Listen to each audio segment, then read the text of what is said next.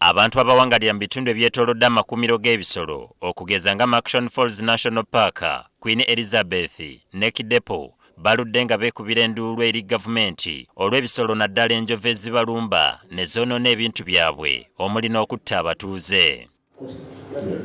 Olwaleero abamu ku babaka ba Paalamenti abava mu bitundu ebyo basisinkanye Ssaabaminisita Robinah Nabbanja okugatta obwongo basalire ensonga eno amagezi nga mubaddemu minisita omubeezi ow'ebyobulambuzi Martin Mugara ne minisita ow'ebyobutebenkevu.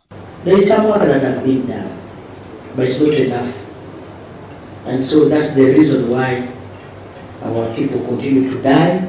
The elephants have killed our people in Unisa. We need activities and interventions that ensure that these challenges are reduced. Our people have lost lives, lost property.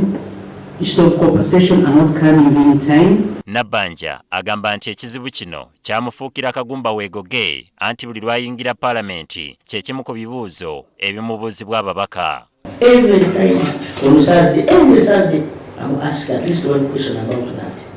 Destruction of crops, loss of life, every Thursday. Minisita Martin Mugara ayagala minisitule y'ebyensimbi ebakkiriza okukozesa ensimbi z'ekitongole ekikuuma ebisolo ki Uganda Wildlife Authority okuzimba olukomera lw'amasanyalaze okwetolola amakumiro g'ebisolo. We already have a saving of around 60 billion from which we can draw. So we are saying if we allow, for instance, to increase our ceiling from 191 billion in the next financial year to around 220 billion, we'd have an additional probably 30 billion from which now to start the first thing. We want to do it in phases. Bagamba nti kyetaagisa obukadde 63 okuzimba kilomita ey'olukomera, kale nga kino kitegeeza nti kyakumalawo obuwumbi kumpi 50 okuzimba olukomera lw'amasanyalaze ku Action Falls National Park, Queen Elizabeth ne Kidepo gokka. We need to put in up to 5-6 million every year for maintaining that 1 kilometer because we shouldn't allow the grass to grow.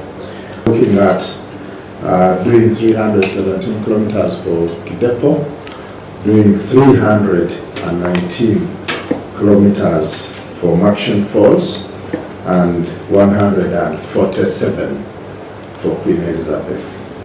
Kati Ssaabaminisita Robinah Nabbanja alagidde minisitule y'ebyensimbi okuwayo sente ly'ekitongole ekikuuma ebisolo ki Uganda Wildlife Authority kitandika omulimu guno nga guno gwa kukolebwa amagye g'eggwanga. That these people have their money, we need just to allow them to use the money, that's all.